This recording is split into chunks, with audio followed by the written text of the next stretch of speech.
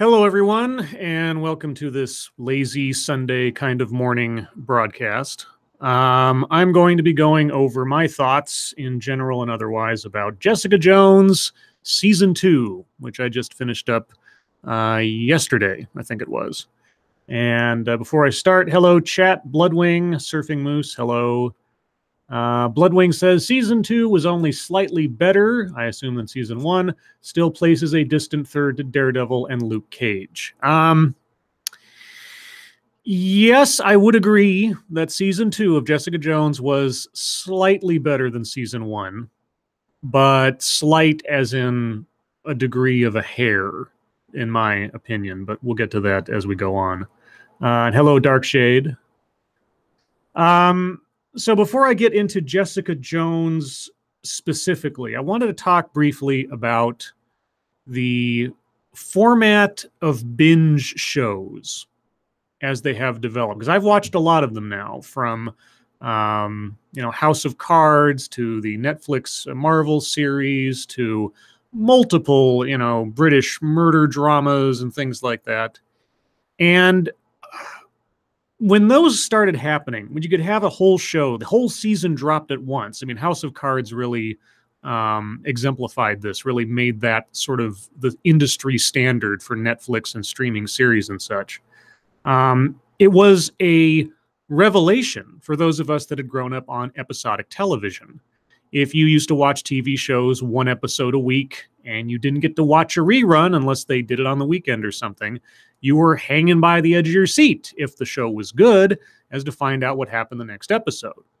But there was that problem of not being able to watch each episode again back in the days before streaming. So each episode in most shows was self-contained. The story, all the elements necessary to understand what was going on, all took place in that single episode. Even though the characters and maybe some situations and references cross the course of a series or various seasons, each episode was its own thing. That seems so old-fashioned once we started getting these whole seasons dropped at once. It's like, oh my gosh, you can have this continuous narrative over the course of several episodes. They can all be interconnecting. You don't have to wait a week. There's no lag. There's no sense of, oh, we have to get this one story across to the audience in one sitting. We can, stretch it out over the course of several episodes. Now, some series have done that well.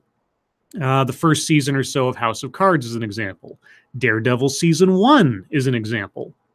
Jessica Jones Season 1 and 2 is not an example of how this should work. Let me explain.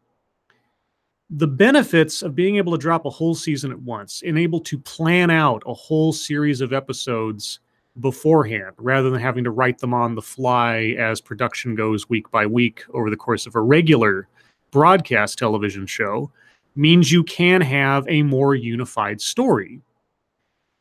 The problem is, if you have a unified story that takes up maybe only 6 episodes, but you have to fill up 13 episodes worth of space.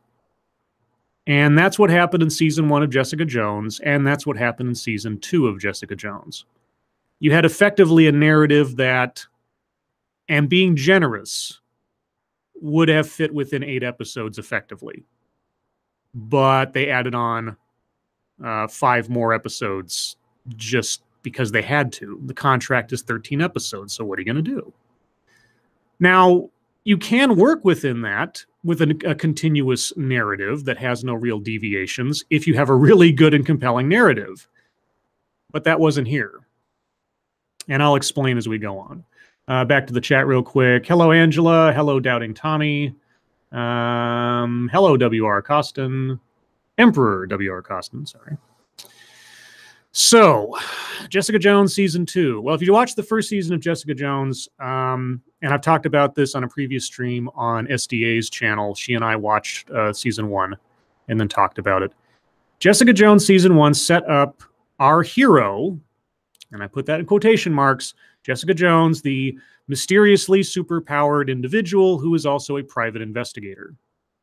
Now, this concept to me sounded great for a binge series, because you could have a private investigator, kind of a Mike Hammer kind of thing, where you have little investigations in every other episode or so, and then you have sort of an overarching plot line that sort of weaves through everything. And maybe even the different cases come together in some way and are related to one another in sort of a Pulp Fiction-esque kind of thing where, you know, all this stuff is kind of part of one story.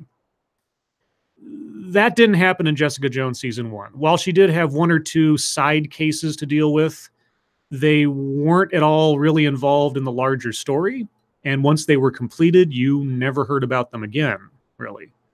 Season 1 was all about trying to catch Kilgrave and what's going to happen if Kilgrave shows up and da-da-da-da-da-da-da. And all this hemming and hawing over what are we going to do when we get him and how do we defeat him because he's not really doing anything to anybody, da-da-da-da-da.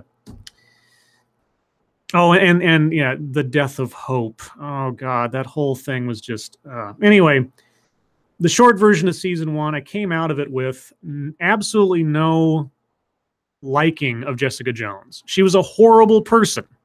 Not just, and I'm not talking like an anti-hero. Okay, the Punisher's an anti-hero. You could say he's a horrible person because he murders people left, right, and center. Okay, legit.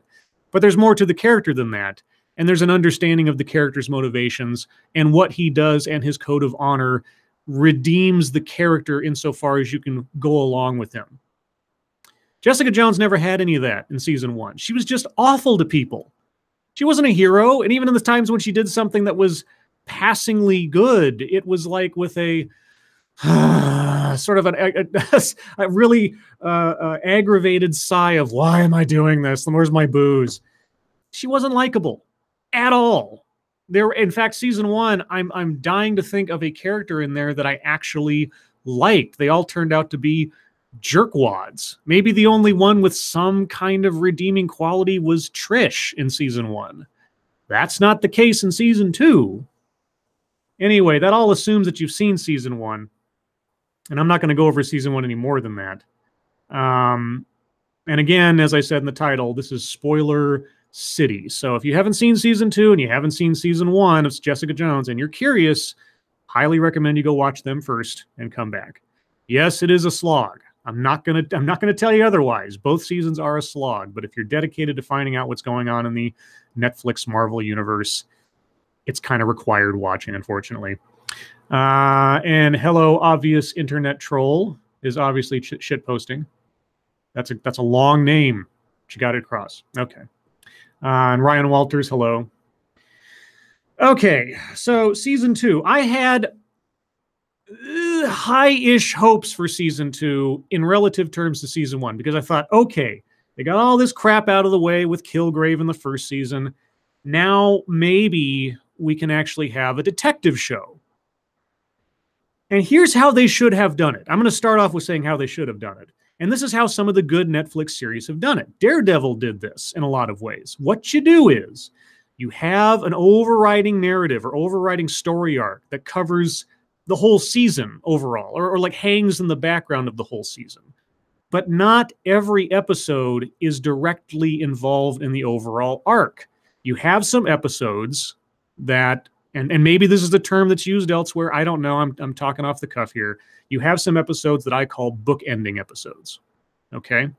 Now, this is the line of thinking that kind of is in place with the Marvel Cinematic Universe, okay? You got Kevin Feige at the top, and he knows where the overall narrative of the Marvel Universe has to go. And so generally speaking, he goes to these filmmakers and he says, okay, and the writers, I need the movie to end with the characters in this position. And or I need the characters to begin in this position and I need them to end in this position. Whatever happens in between to get them from point A to point Z is entirely up to you. Go for it. You know, so that way he can have all these puzzle pieces already figured out ahead of time. And what happens in between is pretty much up to the creativity of the individual filmmakers. It's a compromise to a filmmaker or a writer's artistic freedom, but it is a compromise serving the greater good of the overall Marvel universe. That is what these TV shows should be seen as, from my perspective. However, Jessica Jones Season 2 didn't seem to do that. So, what do I mean? Well, what would have been ideal is you have 2 or 3 unrelated, or if they are related to the overall narrative, only tangentially, detective cases. Things where she actually has to go out and solve a problem that is, contained in and of itself.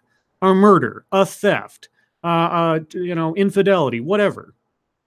But at either the beginning or end of each episode, where you have a self-contained little case, is something that contributes to the overall narrative or reminds the audience of where we are in the course of the story. But you have episodes that, for the most part, could be taken on their own merits and have a self-contained little plot line that shows off the different characters in different situations and gives Jessica Jones the opportunity to be a private eye. There wasn't any of that in this season. There was the hint of it at the beginning. She interviews some clients for potential cases and things. We see her at the end of a job at the first episode, where she acts like a complete asshole and doesn't get paid, which goes into something else I'll get to in a minute. But for the course of the entire season, except for one side plot, which Jessica Jones only barely touches, and it is eventually picked up by Malcolm at the end of the season practically, there's no detective work. She's not doing any PI stuff. It's all just the main narrative. Again, a 6 or 8 episode storyline bluffed into 13.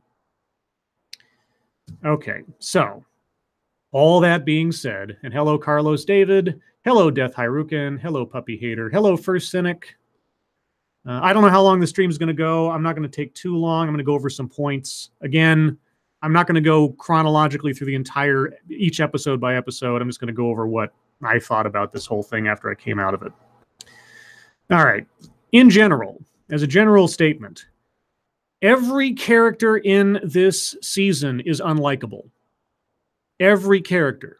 There's almost no redeeming value to any character's actions, attitude, or motivations over the course of the season.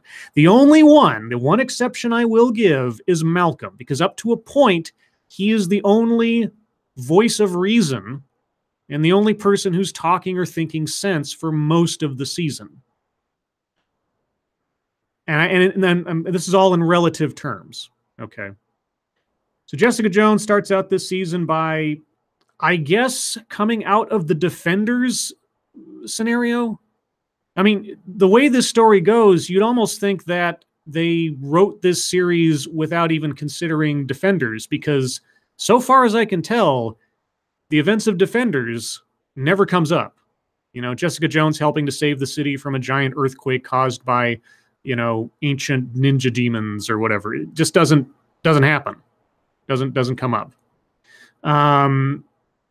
So it was really kind of disorienting to come into this show and thinking, okay, well, she's met Luke Cage again, and she's met Daredevil, and she's met Iron Fist, and she's had all these adventures, but you might as well have just started season 2 immediately after season 1, because it doesn't seem like anything happens. In fact, I'm hard-pressed to think of how much time passed supposedly between Kilgrave being killed at the end of season 1 and where we are in season 2. I think they mention it something like 6 months or 3 months or something. It's a very relatively small amount of time. And hello, Aether Toast. Hello, number 13. So from what I understand, okay, and my memories of how they explain things is a little hazy, but from what I understand, it is a known fact that Jessica Jones killed Purple Man, or Kilgrave, at the end of season 1. This is a publicly known thing. All right. Now, I'm assuming that she got away with it on the basis of self-defense, because what the cops had experienced with Kilgrave, making them, almost kill each other and everything else, and what almost happened to Trish and everything, all the witnesses, more likely than not, Kilgrave's death was justifiable homicide. Okay, I'm willing to extend that to the universe that we're in. But of course, this death still weighs heavily on Jessica Jones, because she killed someone against her will way back in the day. She killed Kilgrave because she had no other option. But of course, the writers gave her no other option. So what are you going to do? So now she's still all depressed and everything. She's still doing her rinky-dink detective agency, who's cheating on who stuff, taking such high-profile clients as the owner of a pizza delivery store. Yeah. There's a plot point in the show where someone tries to take over her investigative business because she's such a competitor because of her superpowers. People keep coming to her, but she's still working out of a dingy office. Her clientele are Joe Schmo off the street, except for Hogarth, I guess. Somehow she's competition. I don't understand that. That never made any sense to me. So we're open to to season 2, and what left off with season 1 was the mystery of Jessica's powers. Where did they come from? Why does she have them? A mystery that you would have thought a person who becomes a private investigator would have been looking into herself for years prior to the events of season 1, but apparently she didn't give a shit for some reason, or for no reason, as the case may be.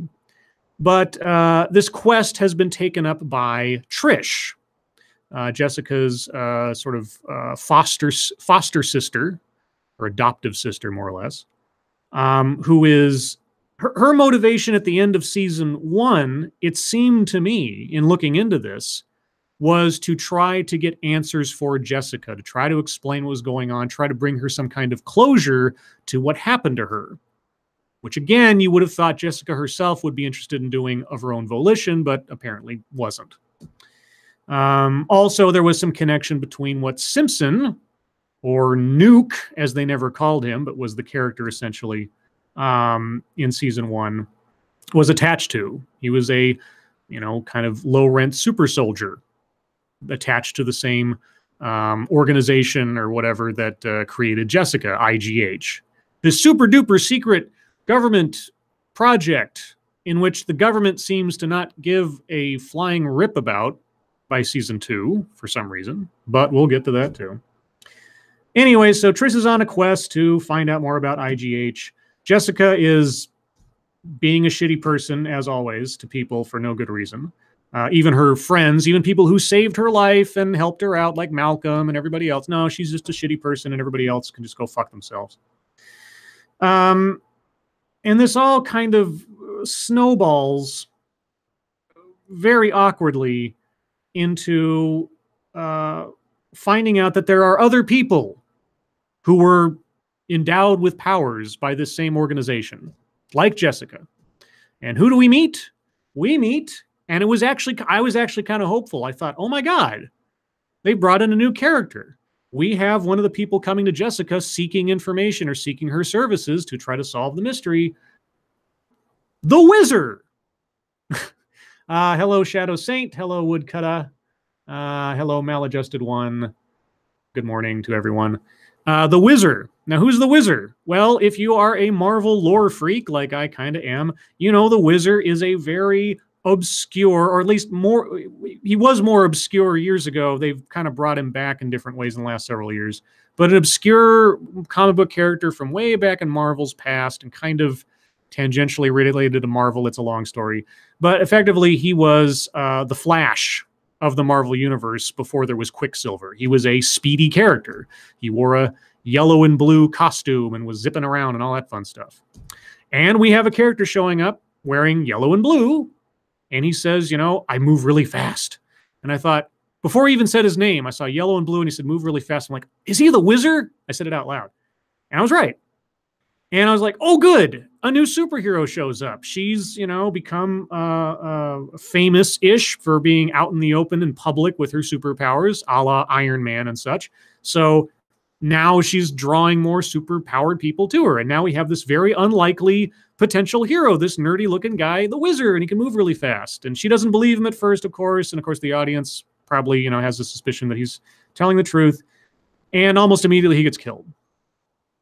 Why does he get killed? Oh, well, he gets killed out in public by having a scaffolding dropped on him by a mysterious figure who just comes and goes because someone is killing off all the results of this research in order to cover up the research while leaving Jessica Jones alive and all the facilities and equipment and everything that had to do with the research in place.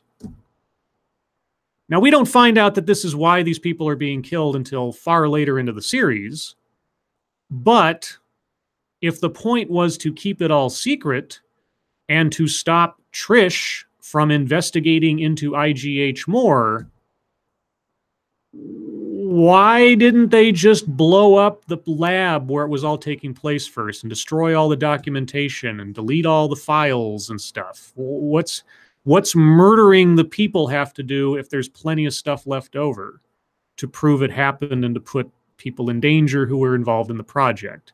And why is the government, that seemed to be so deeply involved in this previously, allowing any of this to happen? These are questions that are never, ever answered, because this show does not know how to keep consistent with its own logic. You know? 1 second, let me turn off my heater. It's getting a little bit too warm in here. Yeah, I mean, I understand it's a comic book show. I understand that there's a lot to be, suspension of disbelief and everything. But if you're going to establish the world in which we live in as X, and then immediately do a heel turn into Y without any explanation, it causes problems of logic. So it did for me. So this sets Trish and Jessica on a hunt to find out more about IGH and what happened and da-da-da-da-da-da. So, what's the big secret? Before we get there, hello, Stacy Gardner. Hello, Michael Caruza. Hello, Tall Person. Tall Person, long time no see. Yeah, Tall Person says, wait, a speed-based character got killed off by a falling object? Yeah, he had, 3 tons of concrete dropped on him by mysterious, super strong figure that can just immediately get away and nobody sees them, of course, because why? All right, let's put that aside for a second, because the show puts that aside for a second to take us over to Hogarth. And every time I hear the name Hogarth, I think of Iron Giant. If you've seen Iron Giant, you know what I'm talking about. But anyway, Carrie-Anne Moss playing, Jerry Hogarth, the super-duper lawyer who is one of the side characters and one of the other connective tissues to various of the Netflix Marvel series. In fact, we only get one other character from another series that I can think of in this show, and that was Foggy. Foggy shows up for like 5 seconds, just to remind us that Daredevil's part of this universe too, even though, as far as I can tell in this continuity, Matt is missing because he supposedly died at the end of Defenders by everybody who was outside of it. So why Foggy is acting so normally in this. Again, it really seems like maybe Jessica Jones season 2 was written meant to be before Defenders, or was meant to be neutral to the whole events of Defenders, because it doesn't seem like Defenders even happened. Again, maybe there's some reference made somewhere in season 2 that I missed. Either way. But Hogarth is diagnosed with an incurable disease, ALS, which in real life is a horrific scourge upon, well, people in general. If I'm not mistaken, Stephen Hawking had it. It's what basically turned him into a living shell of a human being. So Hogarth's been diagnosed with this, and of course she's freaking out. So she goes on this super duper binge of prostitutes and sex because, oh shit, whatever. Her partners at her law firm find out about this and want to force her out because of her medical condition, hits a clause in her contract and blah, blah, blah. And she doesn't want to give up her job, but she has very little recourse.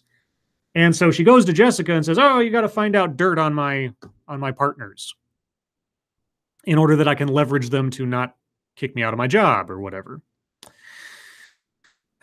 Now, the dirt that we eventually find out on her partners is so ridiculously comically corrupt that it really makes you wonder, if Hogarth was really on the ball prior to her diagnosis, how the hell did her partners get away with this for so long? But again, we were not meant to think about that too hard by the end of the series. So what happens over the course of the show? Well, the big reveal, the big surprise is Jessica was not the only one from her family's car accident to have survived. and been experimented on. Her mother is alive. Dun, dun, dun. And how do we know her mother's alive? Oh, because her mother was horribly burned in the accident. Her whole face was burned off. She was given experimental treatment. Somehow she grew a new face that looked completely different from her original face, because when she sits down with Jessica, posing as one of the doctors from the original IGH project, Jessica doesn't recognize her mother, either by voice or by look or anything else. So she's her mother. Okay. And Mom is the one killing off people. And why is Mom killing off people? Well, because she's fallen in love with the head of the project, who is a character from the comic books, Carl Malice. He's a evil scientist in the comic books, but in this show, he's a counterculture hippie. And they make sure to let us know he's a hippie because in various places he has a ponytail and he wears Grateful Dead t-shirts and he talks about things being cool, man. That's cool. Yeah. So yeah, Jessica and Trish go on this, snipe hunt for a while, trying to find out more about IGH, trying to track down people who work there, trying to track down doctors who worked on the projects. Trish is going through this crazy life transition. We start out the show with her practically engaged to a sort of, foreign correspondent, embedded war guy reporter, who we see for a few episodes, and then he disappears from the story because he's irrelevant. And she's also worried about her career because she feels, kind of stagnant in her radio show where she's doing like human interest stories, and she wants to do real stuff. She wants to get on the CNN analog in the universe, ZCN or whatever it was, and so on and so on. So Trish is unhappy. Jessica, of course, is unhappy. Malcolm is engaging in tons and tons of Tinder-like sex because he's an addict, as we already knew from season 1, but he's filling up his addiction with something other than drugs, which, I guess you'll take it as an alternative, but whatever. Hello, G. Bronert. Hello, Sylvanus. So what does this all have to do with anything? Nothing. Nothing. Again, there is so much filler in this season. Oh my God. There's at least 5 episodes worth of filler. I'm not kidding. If you took out all the filler again, you'd have a relatively concise story. But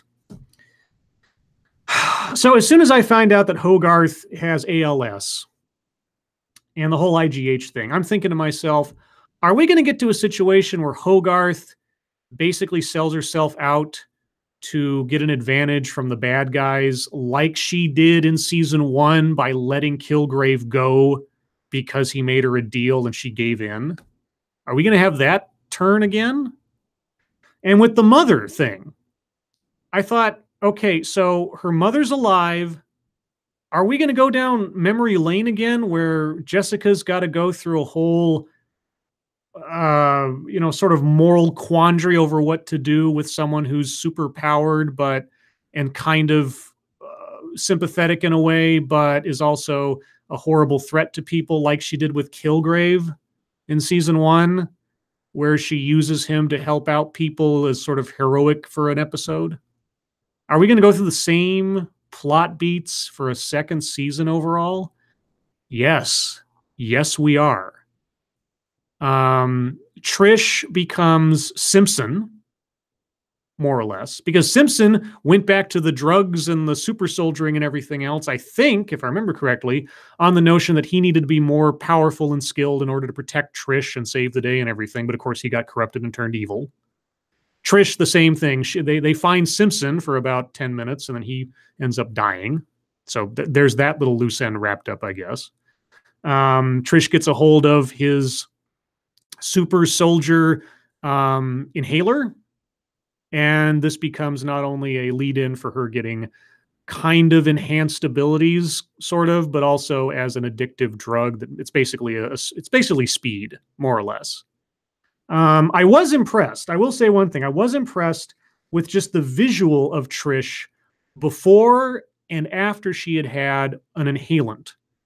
I don't know if it was visual effects or makeup effects or something, but there is a very clear metamorphosis in just a frame or 3 from strung out Trish who needs her fix to Trish who has gotten her fix, because her features go from kind of gray and drawn back to healthy. She looks a lot better. That was impressive because it was subtle. It wasn't like some sort of look in the mirror thing and see things shift around. It was very like she breathes in and all of a sudden this sort of veil lifts over the appearance of her character. I liked that. I mean, it was one of the, small highlights of this show. Hello, all you need. Hello, Mustafa the Savage. Hi, guys. Mustafa the Savage says, well, time to skip this season then, I guess. Again, I plowed through it. No pun intended. Or maybe there was one in there, because I feel obligated to speak, informatively on these things. So if you want to know, watch it. If you don't, So anyway, how does this all fit together? Well, the short version is Jessica's mom is alive. Jessica's mom has been killing people because Jessica's mom is effectively mini Hulk. She has no control over her emotions. She's exceedingly strong, stronger than Jessica, of course, because a supervillain can only do one of two things. Either he has to outsmart the superhero, a la Kilgrave versus Jessica, Brawn versus Brain after a fashion, or they just have to have such powers that nullify the powers of the superhero. And that's what Mom has. She's stronger than Jessica by leaps and miles and is also, resilient physically and everything. But she has no control over her emotions. She gets set off really easily, and she'll murderize people left, right, and center if she thinks that they are a threat. Unfortunately, by the end of the series, I had come to call her the PMS monster, because she's effectively a walking PMS session, like the worst PMS ever. Here it is. Yeah, and so the moral quandary becomes, well, Mom has been murdering people off to try to tie up the loose ends of IGH in order to protect Carl Malice, the head of the project, who she is now in love with. But here's the complication. Oh, your daughter's alive. And of course, you've known your daughter's alive for 12 years. Yeah, because we have this long flashback where Mom first woke up as this pizza-faced burn victim. And then she goes into a coma for 5 years while they grow a new face over her and stuff. And then for the next 12 years, she stays locked up in the lab because she understands that she's not ready for public consumption, conveniently staying out of sight and having nothing to do with her daughter's life, save for killing off her boyfriend back in this flashback when she thought the boyfriend was threatening Jessica's safety. And whether he was or not is left relatively ambiguous. Either way, she murders the boyfriend who was going to open up a club, a nightclub called Alias. And so Jessica, I guess, in honor of her dead boyfriend, the person that she actually gelled with and was actually happy with, she names her investigation thing after that, Alias. So yeah, Mom is a serial killer. Mom is an uncontrollable monster. This is what Mom is. We know where Mom has to go before we even get to halfway through the season, don't we? Same thing with Kilgrave. Okay, you have an uncontrollable rage monster who kills people at the slightest inclination. Whereas Kilgrave has an uncontrollable power to make people do what he wants. Absolute power corrupts absolutely. There's only one thing to do with him. There's no mystery here. There's no suspense. We know where Mom is going to go eventually. Now we're teased in the middle of the series with Mom actually being arrested, with Jessica actually turning her in. Yeah, after Jessica's framed for murder, and she says, no, it was this other lady who Jessica didn't know was her mother at that point. It was this other lady who has powers too, and she killed that guy. Oh, and the cops say, whoa, there's no proof that this lady has powers. You're making that up. Except for that scene, the episode previous, where Mom, posing as the doctor from the project, threw Jessica through a wall in a bar. And apparently, even though the bar was full of people, nobody saw this. And nobody could back up Jessica's story that, yes, there was some kind of superpowered rage monster right there in the bar throwing people through walls. That's just forgotten. So Jessica's on the hot seat for a while, framed with murder for no good reason. Sure, why not? I know I'm jumping around here. I can't help myself because there's no anchor points for this series. There's no anchor points for this season. Just a bunch of stuff happens, and it's so diluted with filler that it's all like, I could just go over the main plot points very quickly because there's not much there. So during this time, we find out a lot of things about the clinic, that there were other people empowered, and they discover a nurse who worked at that clinic. And this nurse is now a homeless grifter thief who they put into protective custody effectively with Hogarth because they fear that she's going to be killed off too, as she's one of the few remaining witnesses to what happened at IGH. Okay. Well, she convinces Hogarth that there was other people experimented on and that one of them was a guy who was given the power to heal wounds and to cure diseases and everything. And so Hogarth, as I expected at some point in this series, decides to go to great lengths to take advantage of the things the bad guys did in order to, benefit herself. And so she goes through leaps and bounds and sideways and everything else to use her lawyering powers to get this guy out of jail who purportedly has healing powers, and he uses his healing powers on her, and she's like, oh my God, now I'm cured of ALS. Of course she's not, but we knew that because you can't have insta-healing in this universe that way. It kind of takes away a whole bunch of, threat and risk and stakes and things if you have someone who can just put their hands on you and heal you. Like, I don't know, Star Trek Into Darkness with Khan's blood. Heals everything. Never hear about it again. Sure. Anyway, that's a sidetrack. So the Hogarth story is I get diagnosed with ALS. I get involved peripherally with this IGH superpowered individual story. I take advantage of it to try to heal myself. Turns out to be a fraud. I get vengeful. I arrange to have the people who are the source of my misery effectively destroy each other.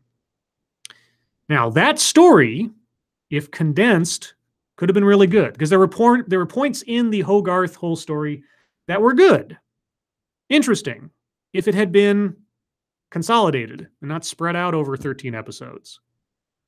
They didn't do that, so there you go. And the series ends in Hogarth's case, basically, with her having manipulated the nurse to believe the worst about her boyfriend, the healer, who's a fake and a fraud and a con artist. And she goes in there and shoots him. And of course, she gets arrested because Hogarth arranged for it that way. Hogarth is a cold, stone cold bitch. And given the circumstances of what happened to her, completely understandable. I didn't have a problem with what Hogarth did at the end to get revenge on the people who faked her out, stole from her, ruined her life, and threw her all into a tizzy over her diagnosis. That's fine. I didn't have a problem with that. But the Jessica Jones story, well, she knows from the get-go that her mother's a serial killer, that her mother killed her boyfriend, murdered him without cause, that she has murdered innocent people like the Wizard, and so on and so on. Who knows how many other people over the 12 years that she's been kept away somewhere. But Jessica, at every turn that she has to put this threat down because she knows it's a threat, doesn't. She doesn't kill Mom. She puts her in jail briefly, which was kind of surprising. I was kind of surprised we actually had a superpowered character in jail. But that's all handled stupidly too, because the guards locked themselves alone in the cell with the superpowered individual. Because, I'm no expert in prison, procedure for safety, but I've seen enough TV shows to know you don't go into a cell with a prisoner alone and lock yourself in with them. And this happens more than once. Just cause, Now, while Mom is in jail, legitimately in jail, Jessica, at the same time, tries to help out her mother from outside the walls because she gets a hint that her mother's being tortured and abused by one of the prison guards, which isn't good. Not going to say that. Someone's in jail, they're serving their time, they shouldn't be tortured. So you've got an asshole who's been torturing Mom and making her life a living hell. Okay. Jessica decides that she needs to do something about this. So she starts investigating this prison guard and finds out that he has been he's overseen at least 3 or 4 previous prisoner suicides. Now, It's never made exactly clear, but my assumption is that he tortured them to the point where they committed suicide, not that he himself killed them. That is my understanding of the situation. I could be wrong, but anyway, Jessica looks this guy up, finds out where he lives, stalks him a little bit, breaks into his house, finds that he has kept the prison number tags for previous suicide victims as trophies. How she discerns where these things are on the first shot being inside his house, I don't know. But she gets caught by the prison guard because she has broken into his house without a warrant, without cause. She has rifled through his things. He knows who she is. He knows that she is a physical threat to him simply on the basis of her being a powered individual.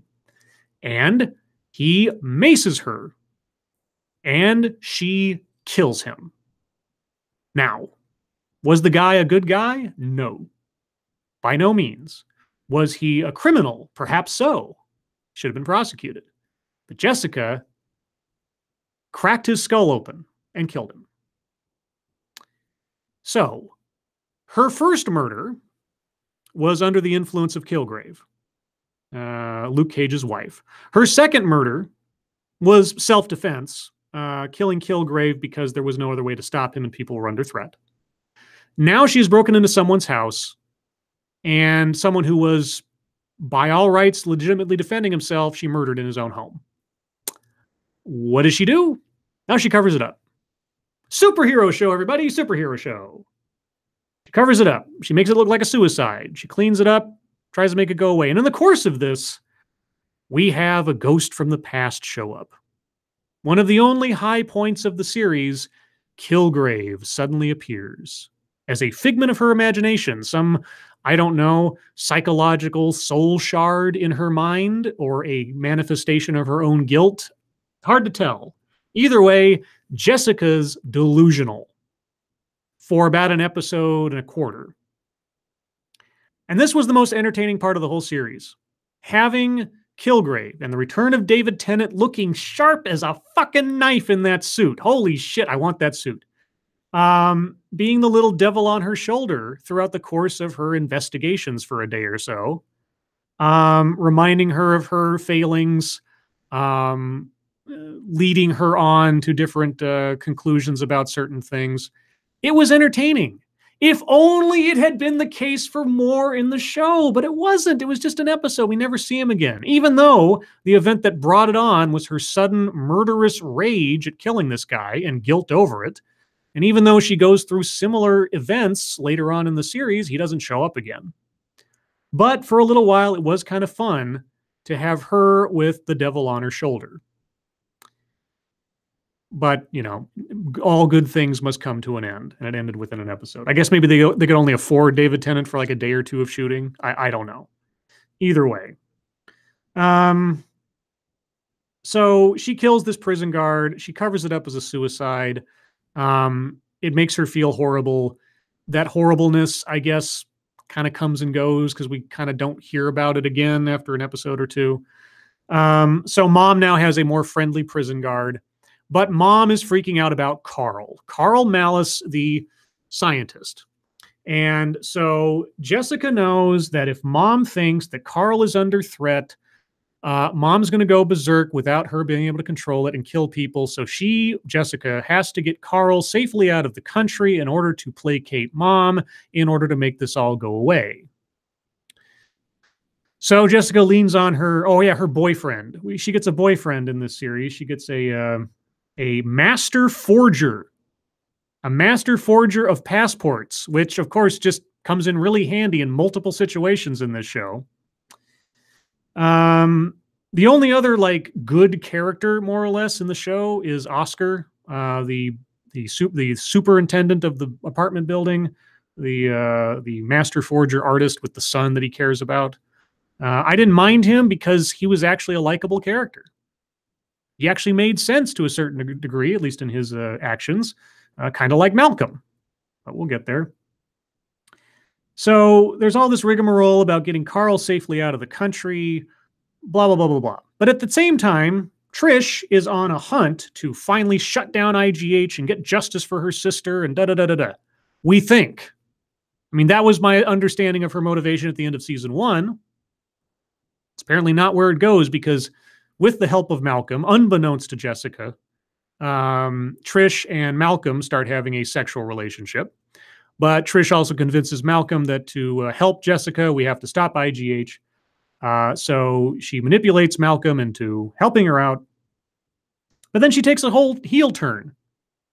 You know, when Malcolm's about to call the cops or try to get Malice taken in or something, Trish knocks out Malcolm, locks him in a trunk, and drives Carl around because she wants Carl to give her superpowers because Jessica is wasting her skills and not helping people, and Trish would totally be a better superhero with superpowers than Jessica, and she needs to make up for lost time of not having superpowers. Yeah, it was a heel turn I honestly didn't see coming. I didn't understand it. It didn't make any sense. I mean, I understood that she was addicted to the inhaler.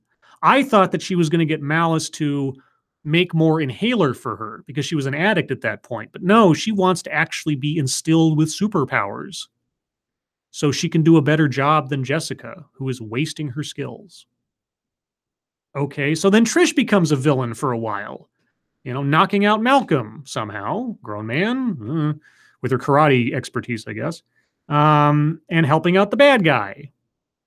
And wanting to get experiments done on her so she can become powerful while she's in a drug-induced craze. Everyone in this show is unlikable. I can say, how many times I can say it, everyone in this show is unlikable. Some are more understandable than others. Hogarth is more understandable to a certain degree, especially by the end. Malcolm is the only one that kind of talks sense for most of the show. So then Mom and Jessica, well, Mom finds out that Carl died. How did Carl die? Well, Carl died because Carl killed himself. In the midst of giving Trish powers with giant blocks of needles in a lab that should have been destroyed a long time ago if they were really trying to cover up IGH's operations. And also, where was the government this whole time? Carl and Mom were living in some house off on the countryside somewhere, escaped scientific experiments funded by the government, super secret agency, and the doctor who did it, and they just let them go? I mean, if there was anybody going to be doing a purge of loose ends for a project like that, you'd think it'd be the government. Nope, they just apparently just gave up on it, or just like, oh, I don't care, whatever. Super soldiers and powered individuals that we made ourselves, whatever. Doesn't come up. So Trish gets needles shoved into her back. And for those of you that are aware of Marvel lore, Trish Walker, or Patricia Walker, in the comic books becomes Wildcat, a cat-based superhero. So the entire time I'm like, oh, this is going to be the origin of Wildcat. I don't know at what point it's going to happen, but it's going to happen. And I knew it in season 1 too, but they didn't do anything about that. Hello, G. Bronert. Hello, Nicodemus X. How are you guys? Hello, Atomic Squid. Hello, Johnny Hellcat. Oh, Hellcat. Sorry. You're right. Hellcat. Was it? I would say Wildcat for some reason. I meant Hellcat. Anyway, she becomes Hellcat later. So Jessica rescues Trish from having the needles put into her back in the failed experiment that almost killed her. She almost kills Carl in a murderous rage, which I would have thought would have manifested Kilgrave again, but didn't. And Carl kills himself by blowing up a tank of gas as Jessica saves Trish out of the building in the giant explosion. Okay, Mom hears about Carl dying on the news because somehow the super secret lab that no one knew about and the scientist that no one really knew about who just got incinerated in a fire, the news was able to identify him immediately for some reason and report that on the news. How? I don't know, but they did, and it has to trigger Mom going nuts. She escapes from prison and goes on a mad Hulk out spree of trying to get revenge for Carl by finding Trish. And she tries to find Trish, and Jessica stops her, and Jessica convinces her to run away with her to try to get away to save Mom, even though Jessica had her dead to rights with a gun to her head. And then Mom kidnaps Jessica and then tries to take her on a road trip with her in an RV to convince her to run away to Canada with her. And so they can be mother and daughter and rule the galaxy as mother and daughter or something. I don't know. Why not? We're like in episode 12 now or something, and this has all been going on for so long, and it's all been I'm leaving out a whole bunch of stuff. You know why? Because it's all filler. It's got nothing to do with nothing. It's just there to fill up time in the episodes to move on to the next one. Anyway, Jessica gets tracked by the cops because Oscar comes to find Jessica, because Oscar, again, has to make fake passports in order for her and Mom to get across the border. But of course, the cops followed Oscar, because why wouldn't Jessica think that they would follow Oscar? I don't know, because Jessica's an idiot. And then the cops are on her trail up in Westchester, and I kept thinking, Westchester? Gosh, I wonder if they're near the X Mansion. That never comes up, of course. That's all Fox owned. Trish gets interviewed by a cop in the hospital because she's recovering from the failed experiment. Yeah, failed. Yeah, sure. That almost killed her.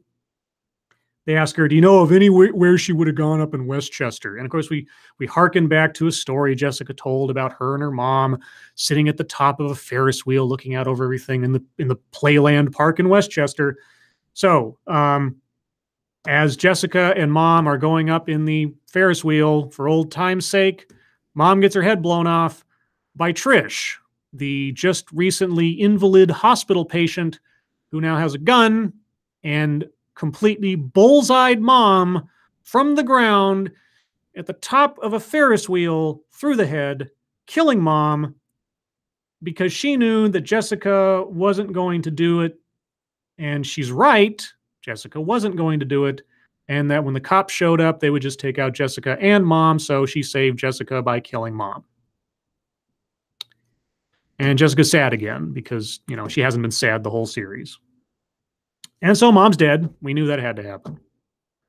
And then we're kind of back to square one. Malcolm this whole time, the associate friend of Jessica, always there for her, helped her out, saved her life, left, right, and center, shit on every second by Jessica, has decided to go solo, and good for him. He took up Hogarth's case of finding dirt on her partners. He finds out that they've been laundering money for drug cartels for years or something. And of course, Hogarth had no idea about this, so Hogarth takes this information and uses it as leverage against her partners to get a big settlement and start her own firm while she still has ALS.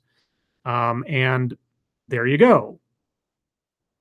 Oh, and Jessica hates everybody now. She hates Trish for killing her mom. Malcolm, who had no reason to stick by Jessica the way she treated him, is now working for the competition. Makes perfect sense. Trish's mom, of course, hates Jessica for having ruined her daughter's life. But Jessica still has Oscar. She still has Oscar, the forger boyfriend in the apartment in the floor below, and his innocent little son. Oh, and Trish has superpowers now, just so you know. Yeah, she drops her phone and with cat-like reflexes catches it with her foot and hacky sacks it back into her hand. And this is the hint that she has powers, that the experiment did not fail, that she did get some kind of abilities out of it, which we will find out presumably in season 3, if there is a season 3. And that's it.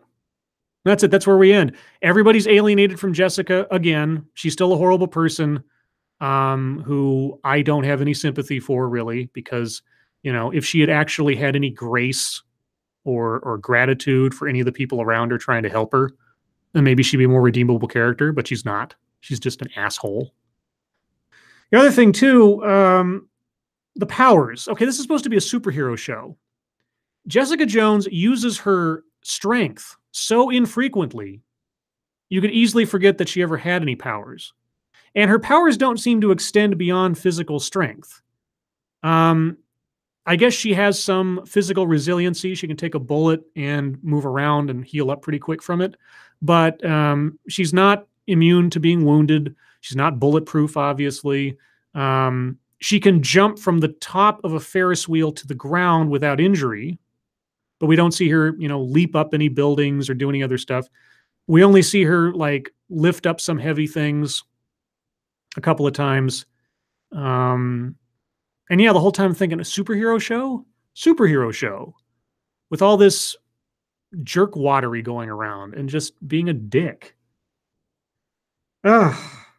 You know, it was really disappointing. I had hope for some PI action. There's a lot of potential there if you actually tried to make individual mystery stories within the series and then have, every third episode or so feed into the larger plot line.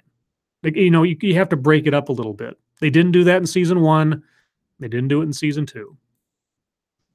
So, what is the end result of this?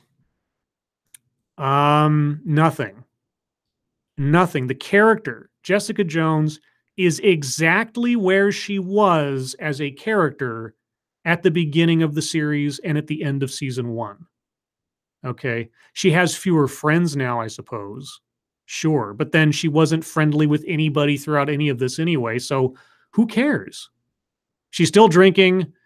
Now she has a boyfriend. Maybe she'll cheer up a little bit. Yeah, I don't see how you can make that work with the character thus established. But I watched it. I watched it because I was dedicated to. Hello, next 6 minutes. Okay, so I'm going to go to chat for about 10 minutes. Sorry, guys, I wasn't focusing completely on chat here and there over the course of the thing. I just started ranting. So if you guys have any questions, comments, opinions already on Jessica Jones or anything else, I will read them off. Now I'm going to scroll up a little bit. Scribe Light, strength is toxic masculinity. You know this. Well, there was a lot of stuff in this show where I thought, this is a very female-oriented show. Almost all the prime characters are females. Almost all the prime female characters are unlikable. They're either serial killers or assholes or self-centered jerks or, money grubbers. I mean, so if you want equality in storytelling, hey, there were plenty of masculine women in this show. And truth be told, most of the male characters were the at least somewhat redeemable ones. Malcolm was, like I said, the most level-headed in relative terms. Oscar was a good guy throughout the entire thing. Malice, even to a degree that he was still a mad scientist, still wasn't an absolute asshole all the time. And he eventually killed himself. So kind of a switch, but there you go. Nicodemus says PI stuff. She damn near Googled everything. No shit. I said that during the course of the series. I thought, what detective work is she doing? She breaks and enters. She does a couple of computer searches. At least Malcolm did some field work. He went out there and actually did some shit. And I was like, okay, who's the better detective? She just runs around in a hoodie and takes photographs. I was like, okay. Next 6 minutes says, I guess Scribe didn't like Jessica Jones season 2. Nope. Didn't like it. G. Bronich says, sounds like they need a better actress for the lead. Kristen Ritter is a fine actress. Okay. If you watched Breaking Bad, she's a good actress. She's handed shit. I don't know what to tell you. The people who write these shows seem to think that you have to fill up 13 episodes with one story. You have to be able to merge the episodic format and the binge format together. You can have an overall narrative that covers the whole series, but you need to break it up with only every third episode or so being focused intimately on the main plot line. And you have to have other things interspersed in between. You got to make the world bigger than one story, and they don't do that in Jessica Jones season 1 and season 2. Daredevil season 1, at least they had, Daredevil season was almost like a video game. You establish in the first episode these different factions of the underworld. You got the Russians, you got the Japanese, you got Madame Gao, you got Kingpin, you got Owlsley. Okay, so each one of those operations is its own story that Daredevil has to confront. It's part of the overall narrative, but it is a self-contained little thing that you can focus on for an episode, still contribute to the story, but not, feel like you're just filling out for the course of one narrative. And that's the problem with having only one bad guy in these shows. If Kingpin was the only bad guy in Daredevil, that would have been bad. Kilgrave was the only bad guy in Jessica Jones season 1. I mean, you could make an argument that Simpson was a bad guy or became one, but let's be honest. Kilgrave was the only threat antagonist in the whole of season 1. Mom is the only threat antagonist in the whole of season 2. Of any consequence. I mean, you got a side distraction of the other PI company led by Price, but that didn't amount to anything much anyway. Let's see. Skeptalk says, how about some subplots we can care about? Exactly. Sylvanas, you should watch The Magicians. Scribe, I believe you'll like that. I've heard about The Magicians. I think it's The Magicians. G. Bronner says, oh, who was she in Breaking Bad? She played Jane, Pinkman's girlfriend, I think in season 3. She's the one that ODs while Walt watches, if you remember. Let's see. Surfing Moose says Jessica's landlord girlfriend. He was a guy, very soft, sensitive guy, but whatever. He seemed more of a man than Jessica. Let's see. Compared to Iron Fist is still the worst. Okay, Iron Fist is still the worst. At least Jessica Jones season 2 had a narrative that made some contiguous sense. Iron Fist made no sense. The character made no sense. His motivations made no sense. The events in that show made no sense. Iron Fist is still the worst series. That's one thing Jessica Jones season 2 has going for it. It's not as bad as Iron Fist. Aether Toast, Daredevil sounded like a Saints Row game the way Scribe described it. I was simplifying it. I was really simplifying it. But I'm talking about structure. I'm talking about story structure. There were different components to the underworld that Daredevil was opposing. And each one of those components could be approached as its own mini storyline in service to a larger storyline. So, I mean, in those cases, Daredevil was effectively being a PI on different cases, except the cases were the different factions of the underworld. That's what made Daredevil season 1 work so well. It was a bunch of vignette stories that were all part of a larger whole. That's why you need to make the episodes puzzle pieces in a bigger picture, but individual pieces themselves. That's how you make a 13-episode series work with a main narrative. You have to break it up somehow. Somehow. Johnny Hellcat says, the Defenders improved my thoughts of Iron Fist. If you had not seen Iron Fist, the TV show, and only saw Iron Fist and Defenders, you might be forgiven for thinking that Iron Fist is kind of cool, kind of works. Unfortunately, with the foreknowledge of how Iron Fist is set up in his first show and then watching Defenders, it didn't help anything. Because all I could think about was how bad he was. And even that being the case, the really forced friendship whatever between him and Luke Cage and Defenders didn't work. It didn't work even if you hadn't seen season 1 of Iron Fist. Didn't make sense. Let's see. G. Bronner says, then she should fire her agent. I'll tell you what, getting a job with Marvel and having some kind of established character with Disney Marvel at this point is a pretty good career path. I mean, you're kind of set. You're contracted at least for several films, of which you will make tons of money in relative terms. Marvel has almost resurrected, let's be honest here, the studio system from the old Hollywood days, where you'd have a stock set stable of actors and actresses a studio would go to all the time, basically own. Like, Bogart was owned by, I think it was MGM or whatever. Like, he only worked for them, basically. And even though that's not the case, obviously, Chris Evans can do other movies, and Mark Ruffalo can do other movies, and Robert Downey Jr. isn't tied to Marvel. As far as a continual payday and continual employment, you can't do much better than becoming a superhero at Marvel right now, because unless you get some kind of crazy fight on the set with people, like Terrence, what was his name?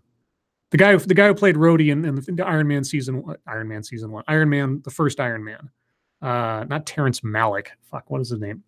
Terrence Howard. Sorry, Terrence Howard. He got in a fight or had some kind of salary dispute or whatever. Don Cheadle comes in, and now Don Cheadle's Rhodey, and he will be Rhodey forever, so long as nothing goes wrong. It's a great setup. Woodcutter says, outside of Kilgrave, does Jessica Jones have a good catalog of villains to choose from? I'm not up on these comic book character histories. Jessica Jones, Kilgrave was her main antagonist. Jessica Jones is almost always a member of a team for the most part. She was on the Avengers and that kind of stuff.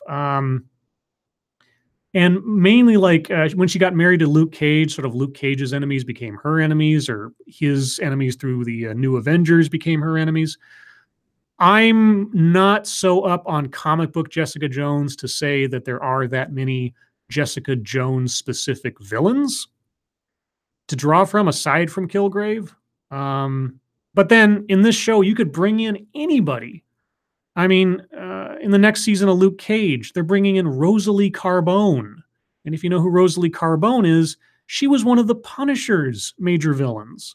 How she ties into Luke Cage, I don't know. Does that mean Punisher's going to show up in Luke Cage season 2? That'd be kind of cool. Maybe. Kind of. Except that the Punisher TV show was disappointing as fuck, but that's another story, which you can watch a video that I did on earlier. Let's see. Angela says, Defenders actually did a flip for me because I hated Jessica Jones, but I liked Iron Fist. But in Defenders, I liked Jessica Jones, and Iron Fist kind of annoyed me. Defenders was weird.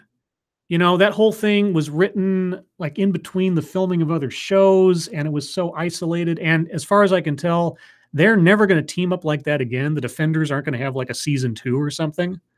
I don't see how they could, because they're so Defenders was constructed so weirdly to try to justify them coming together and working together as a team. It just, I mean, you know, I had high hopes, as I do with all these series, but you know.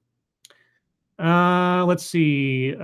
Just need a Defenders show, but what happened to Heroes for Hire? Well, you know, I would like to see a Heroes for Hire show. I'd like them to unify Iron Fist and Luke Cage for a season or something, or set them up with their own show.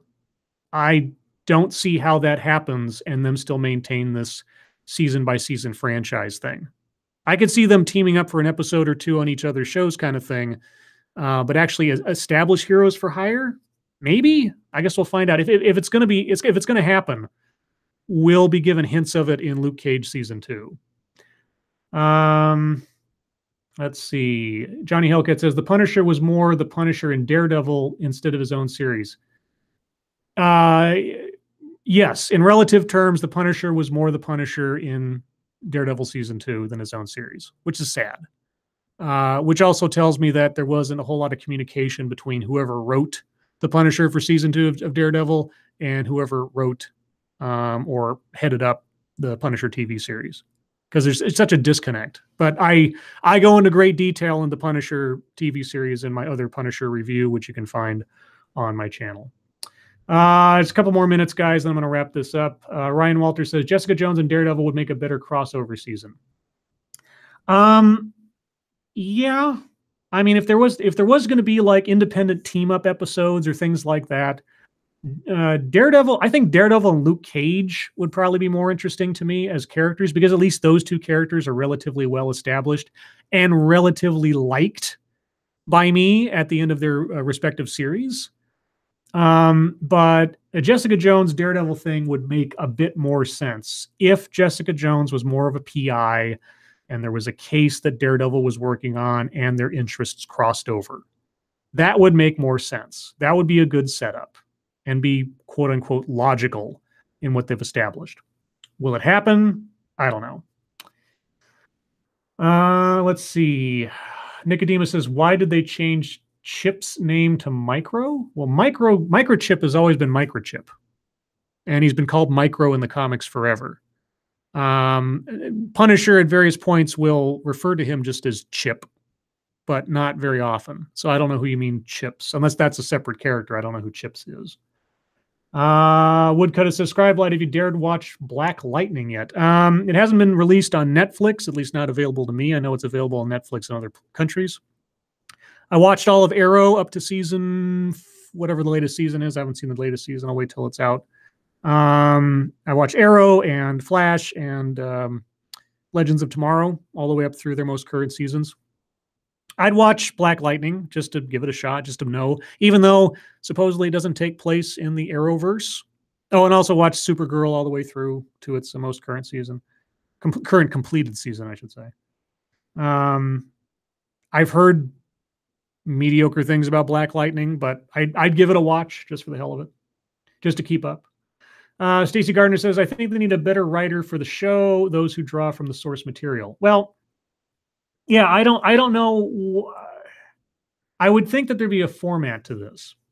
You know, I would have thought that the way that Daredevil was constructed, the first season of Daredevil would have been the template for how these shows are run. I don't know how Netflix Marvel works because Netflix Marvel is run separately from movie Marvel. Marvel on television is run by one guy. Marvel Cinematic Universe is run by Kevin Feige. I think Perlmutter runs Marvel TV. And I don't know if Perlmutter has his hands on the wheel about the construction of the overall universe that he's working with, like Feige does over the MCU. It would appear not, because a lot of these franchise shows go in all different directions and don't seem to work, or it's a crapshoot one to the next. I can only hope that they get their act together because it would be nice to have an entertaining, relatively cohesive TV universe for Marvel and one that I don't mind watching. But except for once in a blue moon, Daredevil season 1, Luke Cage season 1, Daredevil season 2, everything else has been a relative slog. So I keep my hopes high. You know, I hope for that Ghost Rider TV series or that Moon Knight TV series, or maybe they'll bring back Blade as a TV series, which would be great. And I can only hope someday maybe Terror Incorporated will have his own TV show. Oh, Terror. Anyway, guys, I'm going to wrap it up there. My voice is starting to get strained on me. I need to get some water in my system. Thank you so much for coming out to listen to me babble. I hope it was informative, or at least cathartic if you've already watched the show or thinking about watching the show. I don't do these very often, only when I'm inspired to. I hope I'm not inspired to again anytime soon, but Luke Cage season 2 is around the corner. So maybe we'll be back here again in 6 months or whatever it is. So until next time, guys, have a good day, and I'll talk to you later. Take care.